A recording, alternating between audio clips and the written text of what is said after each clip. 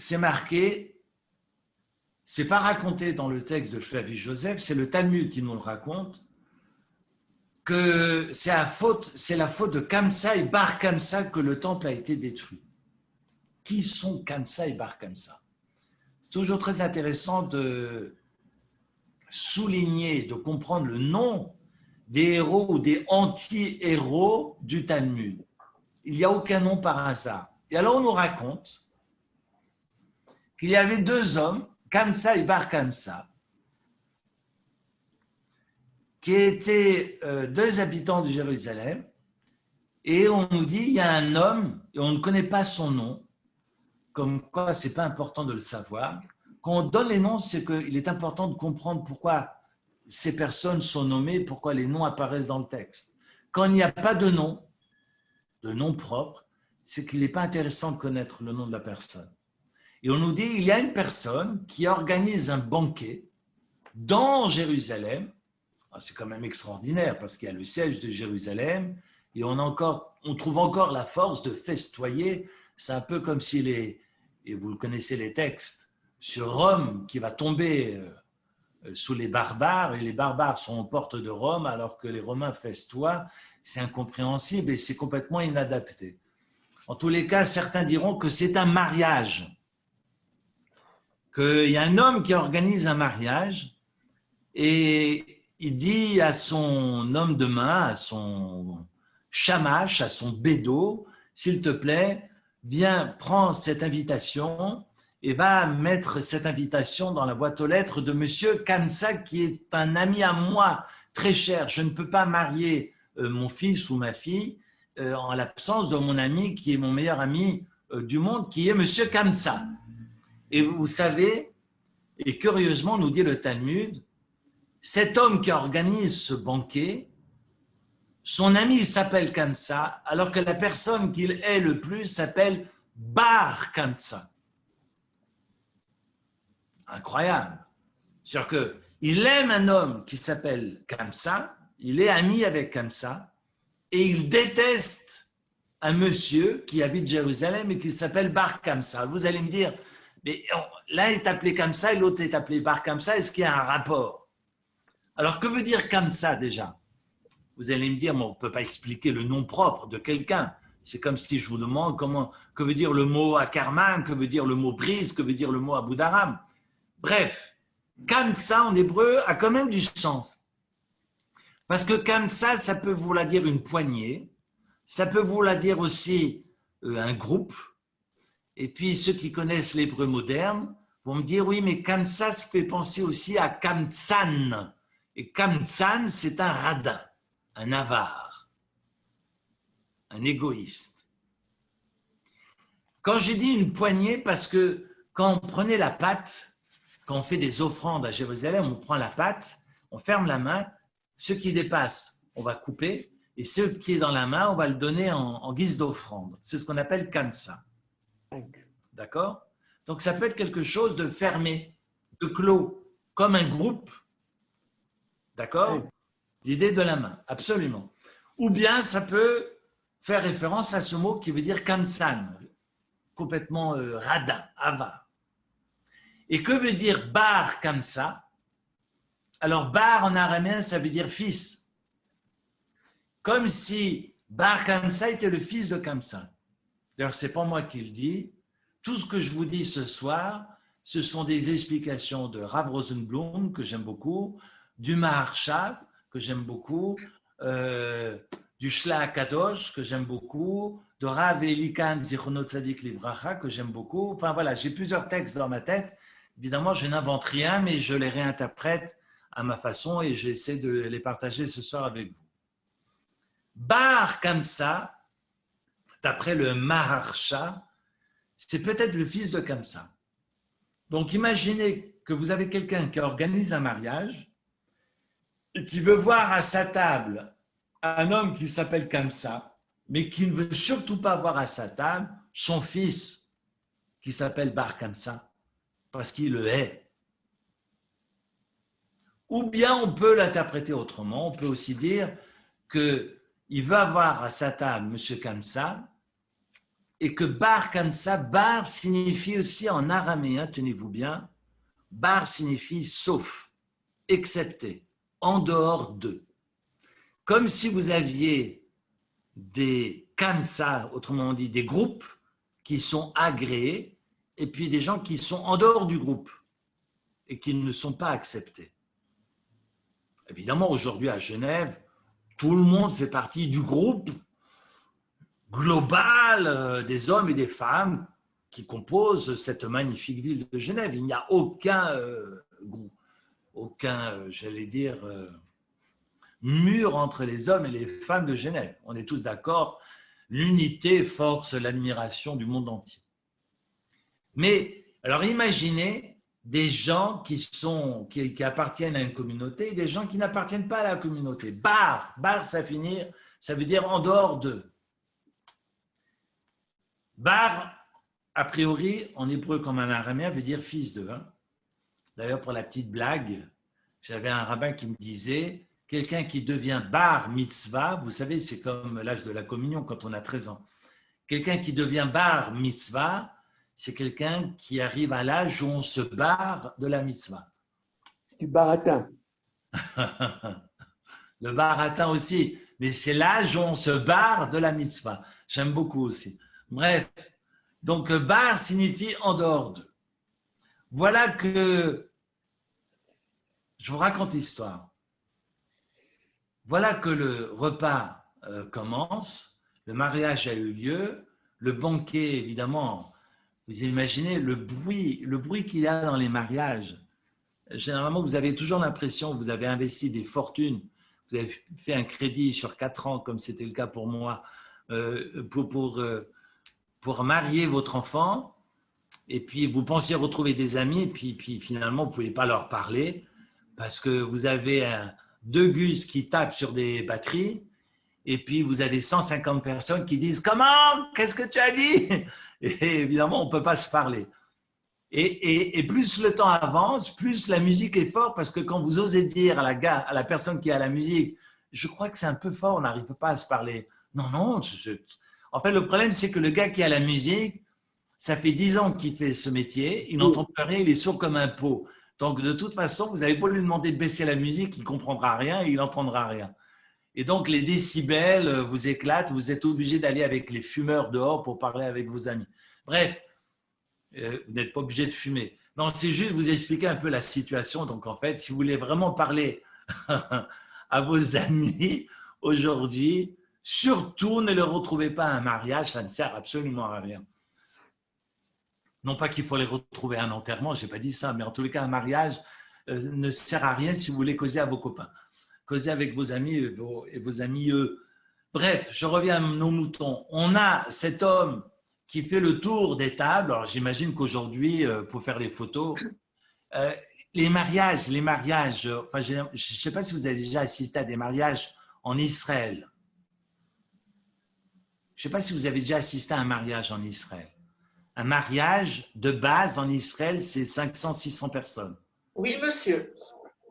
D'accord? Si vous assistez, moi je me souviens toujours d'une dame qui était venue voir mon père, qui était très embêtée parce qu'elle mariait sa fille, une amie, une voisine qui avait à son mariage de la fille 30 personnes et qui avait mis 6 mois pour préparer son mariage. Elle était toute retournée parce qu'elle ne savait pas comment elle allait asseoir ces 30 personnes. Si elle savait comment se déroulent les mariages en Israël, non pas on distribue la corde pour les organisateurs, mais parce que c'est une histoire de dingue. Il y a de quoi se donner. Bref. Et je ne sais pas si vous réalisez ce que ça veut dire, 500-600 personnes, mais c'est habituel. Et puis les gens qui vont au mariage, en sortant, mettent dans une grosse caisse un petit chèque pour participer. C'est comme ça. Et donc après, vous voyez combien la personne a donné.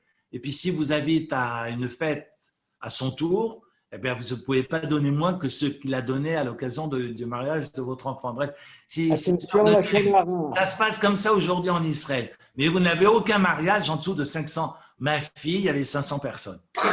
Mais pourquoi je vous raconte ça? Parce que si vous faites le tour des tables pour saluer les présences, évidemment, vous allez vexer la moitié de la salle parce que vous avez sans doute oublié de saluer X, Y ou Z. Alors, je reviens à l'histoire que raconte le Talmud. Parce qu'à l'époque, forcément, il n'y avait pas 500 personnes, il y avait 4 fois plus. Donc, on a ce hôte qui vient faire le tour des tables et qui voit ce bar Kamsa qui est assis à table. Alors, le texte talmudique nous raconte qu'il voit Bar Kamsa, qui le trouve assis en train de manger et qui lui dit « Mais tu es cet homme qui est l'ennemi », il lui parle à la troisième personne, « Tu es cet homme qui est l'ennemi de cet homme », enfin il parle de lui à la troisième personne. « Et qu'est-ce que tu fais là? Lève-toi et sors. » Il lui dit « Lève-toi et sors. » Je vais juste vous raconter le texte sans commentaire et après je vais reprendre le commentaire. Je vais vous le lire directement, je vais vous le traduire directement en français, d'accord?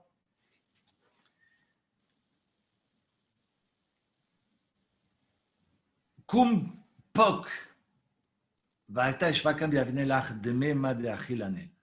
Alors, je vais vous le traduire en français directement et accrochez-vous parce que je vais aller vite, parce que je vais reprendre l'histoire là où je me suis arrêté dans les explications. Il voit ce bar comme ça qui est assis. Il lui dit « Lève-toi et sors ». La personne qui est assise, ce bar comme ça, lui dit « Laisse-moi finir de manger, je paye mon repas et je partirai. Je fais mon birkat Amazon, je fais ma prière et je m'en vais. » Il lui dit « Non, sors. Alors laisse-moi, je vais payer la moitié du banquet. » Tu vois là, les 2000 personnes. Je paye la moitié. À mon avis, il n'était pas radin, hein, il avait les moyens. Je paye la moitié du banquet, mais laisse-moi finir mon repas, je paye la moitié et je sortirai. Non, sors. Il lui a dit, alors tu sais quoi? Je paye la totalité du mariage. Je paye la totalité du mariage. Il lui dit non. Et le hôte, dont on ne connaît toujours pas le nom, le prend de force, le soulève et le jette dehors. C'est marqué le sortit, mais il le jette. Et il n'a pas pris des gants à ce moment-là, parce que c'est marqué qu'il l'a attrapé. Et il va dire, puisque, c'est ça qui est incroyable, puisque il y avait des rabbins assis à table qui n'ont pas protesté, j'en déduis que ça leur a été agréable. Je traduis un mot à mot. Donc, je vais aller me plaindre chez le gouverneur. Et il va chez le gouverneur et il lui dit, les Juifs se sont rebellés contre vous. Le gouverneur répond, mais qui a dit? Alors Bar Kamsa répond, je vous le prouve, envoyez une offrande et vous verrez qu'il ne sera pas accueilli, accepté. Vous savez que n'importe qui pouvait envoyer des offrandes, que ce soit un gouverneur romain ou monsieur Dupont, n'importe qui sur terre pouvait envoyer des offrandes au temple de Jérusalem. Donc il lui dit, envoyez une offrande, vous verrez que ce ne sera pas accepté. Ok, le gouverneur lui donne Eglat Lata, un veau de 3 ans,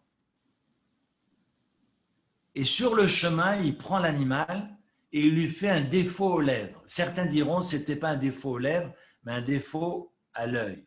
Et on sait qu'un animal qui a un défaut ne peut pas être offert sur l'autel du temple. En arrivant au temple, les rabbins ont dit, on va quand même l'offrir pour être en paix avec l'occupant. Il y a un rabbin présent, un certain Zecharia ben Avkulas, qui assiste aux manœuvres, dit non, on va dire que si on accepte ce sacrifice, que les sacrifices qui ont des défauts peuvent être acceptés sur l'autel. C'est pas possible. Alors les rabbins réfléchissent et vont dire, alors tuons l'auteur de l'offrande, tuons l'auteur du sacrifice, comme ça, il n'ira pas rapporter au gouverneur ce qui est arrivé. Rabbi Zacharie, Rabbi Zecharia, c'est son vrai nom, Ben, fils d'Avkulas, dira non, parce qu'on va dire que ceux qui apportent un sacrifice avec défaut se fait tuer.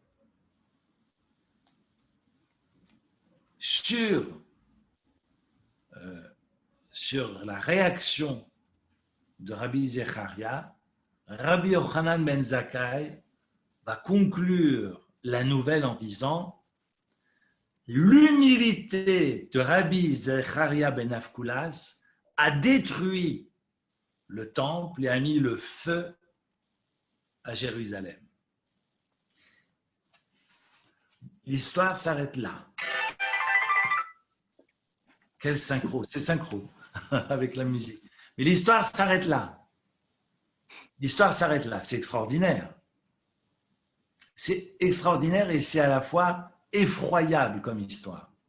Alors je reprends, parce qu'on dit à la fin, c'est finalement ce rabbin Zecharia qui a détruit le temple, et on commence par dire, non, c'est Kamsa et Bar Kamsa qui ont détruit le temple. Vous aurez sans doute beaucoup d'idées en tête, mais je vais essayer de vous apporter mon interprétation 2021. Après, l'année prochaine, on reprendra, vous aurez sans doute une autre interprétation. Je vous propose l'interprétation 2021.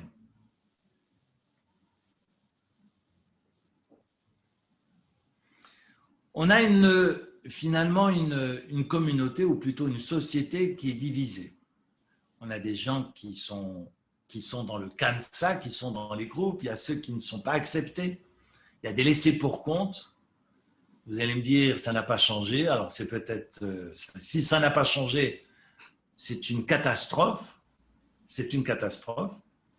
Je ne parle pas de ces laissés pour compte qui dorment sur des matelas au parc des Bastions, parce que ça, c'est des gens qui ont des maisons en Roumanie, mais des laissés pour compte qui ont faim et qui ne finissent pas les mois, malheureusement, il y en a beaucoup ici à Genève et qui ne le disent pas.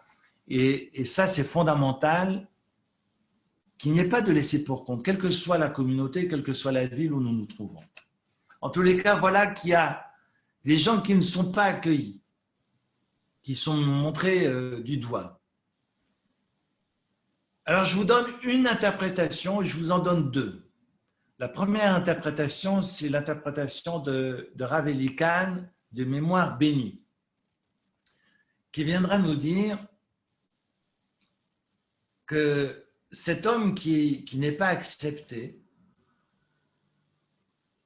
dans la communauté et qui a cru que finalement la paix était recouvrée, qu'elle allait pouvoir retrouver finalement sa communauté, et montré du doigt par le haut, il va lui dire « sors d'ici ». Et il est prêt à se sacrifier, il est même prêt à faire un crédit et à offrir tout le mariage pourvu de ne pas être montré du doigt et ne pas être vexé devant tout le monde. Et on sait, on ne le dit pas dans cette nouvelle talmudique, mais cette histoire est reprise dans le Midrash, et on nous dit qu'il y avait des rabbins qui étaient assis à ce mariage. Entre autres, un certain Rabbi Zecharia ben Avkulas. Tiens, c'est un nom qui me dit quelque chose. Et le Midrash viendra nous dire, vous savez, le rabbin Zecharia était assis au mariage. En sortant, Bar Kamsa va dire, puisque personne n'a rien dit, sous-entendu, vu que Zecharia n'a absolument rien dit, alors qu'il est un des maîtres des lieux, eh bien, ça veut dire que finalement, qu'on m'ait jeté dehors devant tout le monde, l'arranger. Si c'est comme ça, je vais me plaindre. Et c'est intéressant parce que les Juifs entre eux ne s'entendent pas, mais quand il vient dire aux Romains, les Juifs se rebellent contre vous, le Romain va dire, mais qui a dit? C'est extraordinaire parce que lui, il doute, il dit, non, mais laissez-moi tranquille. Moi, je suis bien avec les Juifs. Qu'est-ce que Miyamar? Qui a dit que les Juifs se rebellaient contre nous? C'est extraordinaire. Alors peut-être il n'a pas lu Voici, peut-être il n'a pas lu les journaux, Mais voilà que le gouverneur romain dit non mais j'ai aucune preuve qu'il y ait une rébellion, qu'il y ait des manifestations, qu'il y ait des gilets jaunes juifs qui en veulent aux Romains. Mais qui a dit?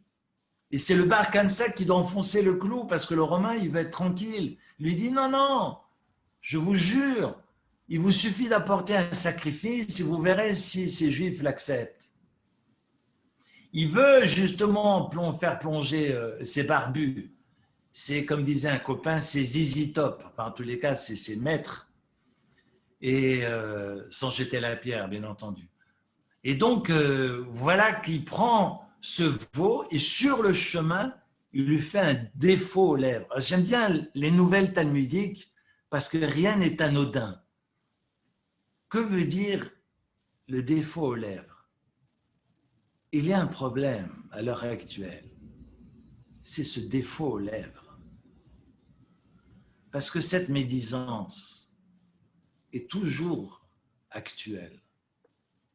Ce qui est dit ou ce qui n'est pas dit.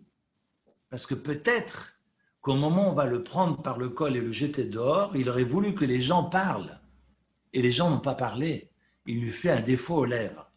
Certains disent non, c'est aux yeux. Sous-entendu, les gens voient et ne font semblant de ne rien voir. Il apporte l'animal au temple et les rabbins, dans leur majorité, vont dire on préfère transgresser une loi vis-à-vis de Dieu pour être bien avec l'occupant. Et ils ont raison. À un moment donné, il faut être dans l'action.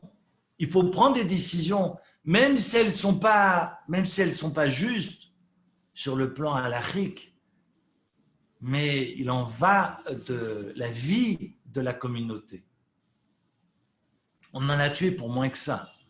Vous savez que les dénonciateurs, il y a eu des dénonciateurs qu'on a tués dans l'histoire qui est rapportée par le Talmud. Un dénonciateur qu'on avait noyé pour ne pas mettre en péril toute une communauté. C'est le problème aujourd'hui. Parce que quand je vous dis que les rabbins étaient prêts à tuer Bar Kamsa pour que Bar Kamsa n'aille pas répéter au gouverneur romain que le sacrifice n'a pas été offert, ils étaient prêts à le tuer pour qu'il ne répète pas. Vous allez lui dire, mais c'est terrible. Mais tout est terrible. De toute façon, la guerre est sale. Il n'y a aucune guerre qui est propre.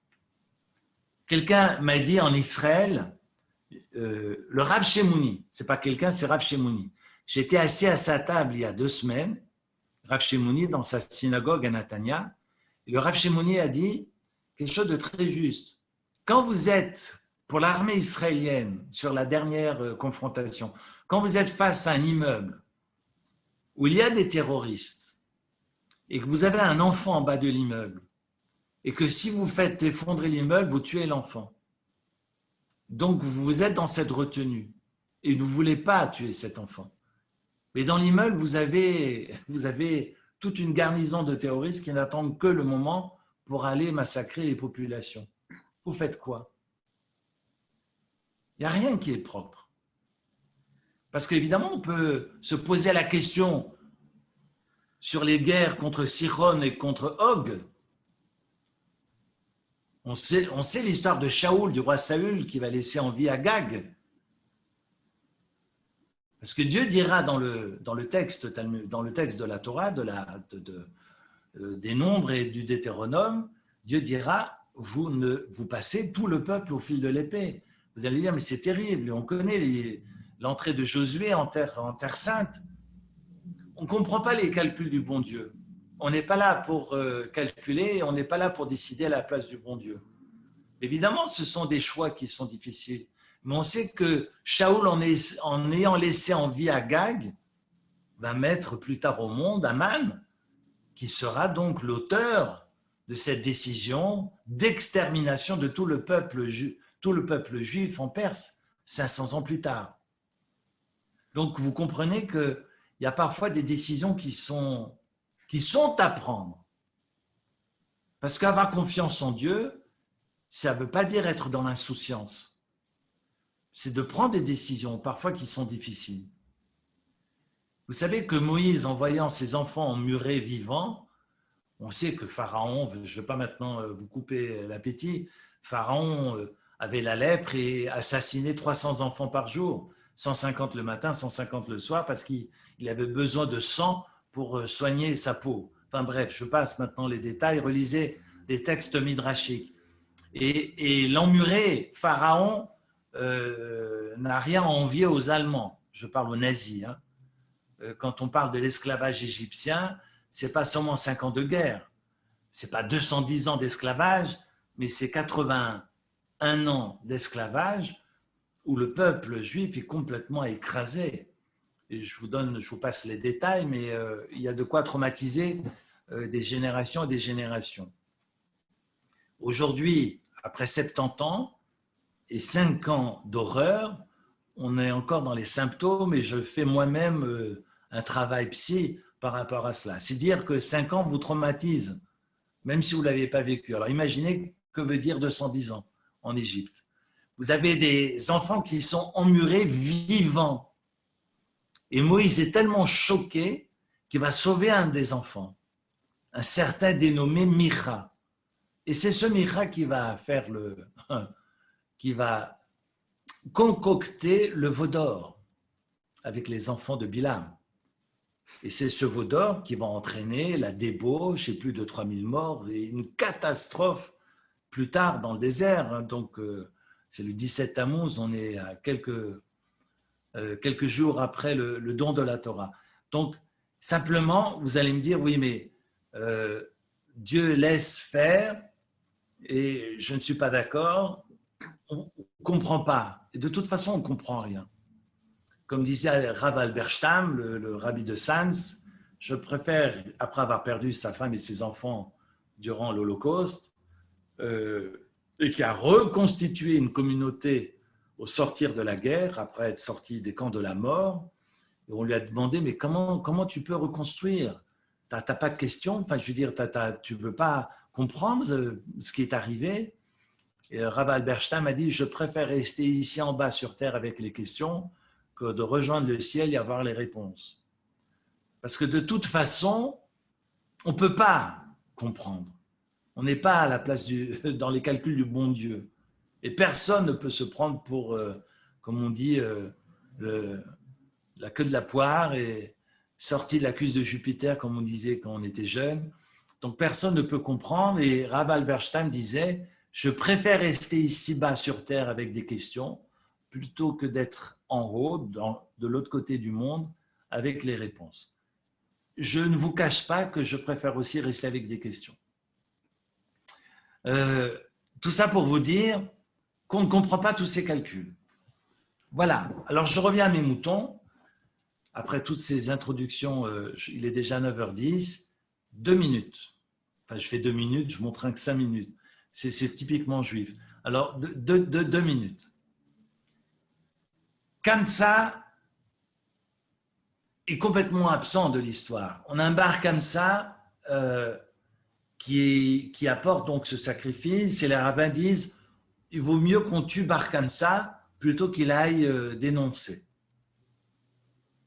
Et le rabbin qui est Zekaria ben Fkoulas dira non, non, non, parce que si on tue Bar Kamsa, on va dire, c'est quoi ce on va dire?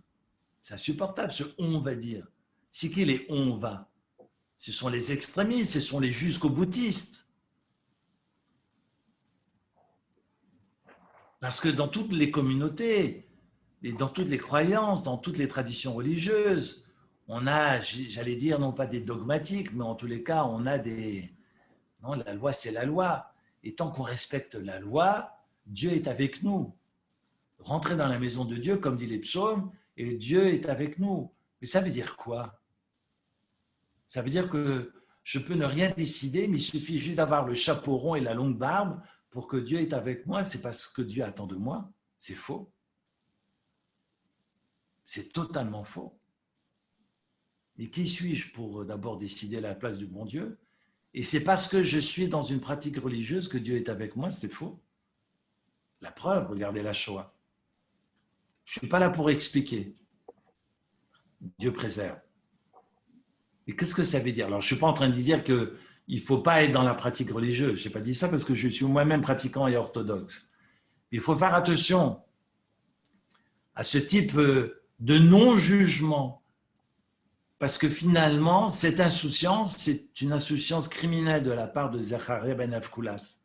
Parce que Rabbi Yochanan dira, du fait qu'ils ne prennent aucune décision, qu'ils ne prennent pas ses responsabilités, va causer la destruction de Jérusalem et va mettre le feu au temple.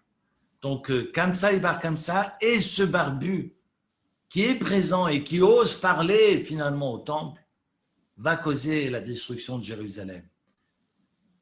J'en reviens maintenant à l'explication, c'est que finalement cet homme qui était censé parler au repas et qui n'a pas parlé, et qui finalement parle devant l'offrande, n'a absolument rien compris. Parce qu'il y a des moments où il faut parler, il y a des moments où il faut se taire. Évidemment, ce qui prévaut, c'est la paix de l'occupant. Il aurait fallu se taire à ce moment-là. Alors qu'au moment où il devait protester, il ne l'a pas fait. Et c'est ce que Rabbi Yochanan lui reproche. Il va lui dire, c'est à cause de toi que le temple est détruit. Quand bien même tu es religieux, quand bien même les fils tzitzit sont au dehors, mais c'est pas ça être religieux. C'est permettre à la communauté de se préserver, d'exister, de demeurer pérenne et d'être unie avec les différences et qui est toute la richesse de cette communauté, avec les différences de chacun. Ça, c'est l'interprétation de Rav Elikan. J'en termine avec l'explication de Rav Rosenblum que j'ai écouté et qui m'a tourné la tête. Alors c'est long, j'en aurai encore pour 3 heures, mais je vais juste un mot, 30 secondes. Il rapporte l'explication du Maharsha qui est un des commentaires les plus célèbres du Talmud et qui vient dire Bar Kamsa n'est pas quelqu'un qui est en dehors du groupe, mais qui est finalement le fils de Kamsa. Je pose simplement la question, pourquoi le Talmud vient nous dire c'est à cause de Kamsa et Bar Kamsa que Jérusalem est détruit? Bar Kamsa, je peux comprendre parce que on parle dans cette nouvelle de ce Bar Kamsa, dans ce qu'il fait ou de ce qu'il ne fait pas. Mais Kamsa, en quoi est-il responsable de la destruction de Jérusalem? Il n'a même pas été invité. Il n'apparaît même pas dans l'histoire. On dit juste qu'il voulait l'inviter, mais qu'il n'est pas venu. En quoi il est responsable de la destruction de Jérusalem? Parce que c'est marqué au début de la nouvelle, à cause de Kamsa et de Bar Kamsa, Jérusalem est détruite. Jérusalem est détruite, le saumon aussi. Non mais, plus sérieusement, c'est incompréhensible qu'on jette la pierre, a priori, sur Kamsa. Qu'on dise que Bar Kamsa s'est mal conduit et qu'il est responsable de la destruction de Jérusalem, j'entends. Mais pourquoi, dans cette nouvelle talmudique, on vient me dire que c'est la faute de Bar Kamsa et de Kamsa? Mais Kamsa n'a même pas été invité finalement. Il a été oublié. S'il est oublié de l'histoire, pourquoi il serait-il responsable? Rav Rosenblum dit quelque chose de magnifique. Il dit que finalement, Bar Kamsa est le fils de Kamsa. Bar Kamsa est haï de l'organisateur du mariage. Quand on est entouré, c'est le siège de Jérusalem par les Romains, quand on est capable dans le temps d'être haï par quelqu'un, c'est dans une famille, vous voyez ce que je veux dire, on a le père qui est aimé et le fils qui n'est pas aimé. On peut l'entendre sur 1 semaine, 2 semaines, 1 an, mais ce n'est pas possible sur toute une vie. Vous vous dites, bon, peut-être que vous vous entendez pas avec les enfants de vos amis, parce que vous n'avez pas élevé les cochons ensemble, mais de parler de haine, c'est pas possible. Et si c'est de la haine, s'il s'est passé des choses, alors chacun doit tendre la main. Et imaginez que je suis la personne que l'organisateur, que le hôte est, j'arrive au mariage. Comment est-ce que le hôte va découvrir que cette personne qu'il est là? Il va le découvrir assis à table en train de manger. Mais moi, j'arrive au mariage et je sais que cette personne me hait, ne m'aime pas. et j'apprends qu'il m'invite. Alors évidemment, il y a un quiproquo, mais j'apprends qu'il m'invite. La première chose que je fais, c'est chercher cette personne et lui dire « Ah, mais c'est magnifique, faisons la paix. » Je prends dans mes bras, je dis « Excuse-moi pour ce que je t'ai fait. » Alors s'il me repousse, la balle ne sera plus dans mon camp, elle sera dans son camp, parce que j'aurai demandé pardon. Et donc, ce ne sera plus de ma responsabilité. Il devra lui porter la responsabilité de cette coupure, finalement, de cette déchirure entre nous. Mais si il y a un problème entre lui et moi, et qu'il m'invite, la première chose à faire, c'est d'aller le chercher dans ce mariage et lui dire « Je suis touché de par l'animosité qu'il y a entre nous, je suis touché de ton invitation et prenons-nous dans les bras. » Non. Il va s'asseoir, il trouve une place et s'installe et mange. Mais on n'est pas au McDonald's. On n'est pas à la soupe populaire. C'est quoi cette histoire? J'arrive à un mariage, je vais m'asseoir et je mange. Mais si tu as tellement faim, surtout qu'on voit qu'il a de l'argent, mais tu as tellement faim, va au resto du cœur, tu n'as pas besoin d'aller à un mariage pour manger. Il s'installe et il mange. Le hôte, il arrive, il lui dit, qu'est-ce que tu fais là? Et qu'est-ce qu'il lui dit? Laisse-moi finir de manger, je fais ma prière et je m'en vais. Je te paye juste mon assiette, c'est ce qu'il dit. Je te paye mon assiette et je sors. Sous-entendu, je te paye mon plat, je te paye l'assiette, je ne sais pas combien ça coûte, 200 francs suisses, je te donne mes 200 balles, je ne sais pas si on est au président Wilson, je te paye 300 balles, et puis voilà, et puis je sors. Mais je ne comprends pas, il a de la haine pour toi, que le hôte, dont on ne connaît pas le nom, et dont on ne connaîtra pas le nom, n'est pas mentionné, et pour cause, parce que le problème, il n'est pas là. Ce Bar Kansa qui haït, la première chose qu'il devait faire, il voit le hôte arriver, il se lève, lui dit, il le prend dans les bras, il lui dit, je t'ai cherché partout, avec l'orchestre qui faisait tellement de bruit, je ne t'ai pas trouvé, il y avait les danses, tu étais peut-être dehors en train de fumer le cigare, et pourtant, ça fait une demi-heure que je tourne, je ne t'ai pas trouvé, alors je me suis assis, j'ai trouvé une place, mais je suis content de te voir, excuse-moi pour le mal que je t'ai fait. Mais non, laisse-moi tranquille. Bon, ok, je m'en vais. Donc le problème, il n'est plus chez moi, il est chez lui. Ah, ou bien en revanche, non, alors prenons-nous dans les bras. Le problème, c'est qu'il ne dit pas cela, il lui dit, je paye mon plat et je m'en vais. Mais tu as tellement d'ego pour ne pas avoir la force de dire pardon. Et on a la veille de la destruction de Jérusalem. Et on comprend pourquoi Jérusalem est détruit. Tu ne peux pas dire pardon. Tu ne peux pas te lever et le prendre. Tu n'es pas obligé de le serrer dans les bras, surtout avec les distances sociales aujourd'hui. Alors, tu fais comme ça, ou voilà, les nouvelles méthodes aujourd'hui. Tu gardes le masque et tu fais le bonjour chinois. Mais enfin, je veux dire, mais il y a des manières pour dire pardon. Tu n'es pas obligé de le prendre dans les bras. Il lui dit, non, laisse-moi finir de bouffer et je me casse. Je suis grossier, mais pour que vous compreniez. Évidemment, l'autre, ça fait monter les tours, lui dit, non, fous le camp. Et au lieu de réagir intelligemment, il lui dit, ah non, je te paye la moitié du banquet. Je te paye la moitié. Tu vois, imaginez les 500 personnes au président Wilson, faites le calcul, hein. 250 fois 300 francs suisses, et ça y va, hein, là, il faut aller après à la banque cantonale pour prendre un crédit sur 10 ans. Je te paye la moitié du banquet. Non, sors. Je te paye la totalité. Bon, c'est une manière de narguer. Je te paye la totalité. Non, je ne veux rien savoir, sors. Et il sort, il dit, personne n'a réagi. Je vais aller voir le gouverneur. Il ne dit pas le général. Le texte talmudique dit le Kessar. Kessar, c'est le César. C'est-à-dire que moi, je vous ai traduit par le gouverneur, mais d'après Rav Rodenblum, il a pris le bateau pour aller à Rome. 3 jours aller, 3 jours retour.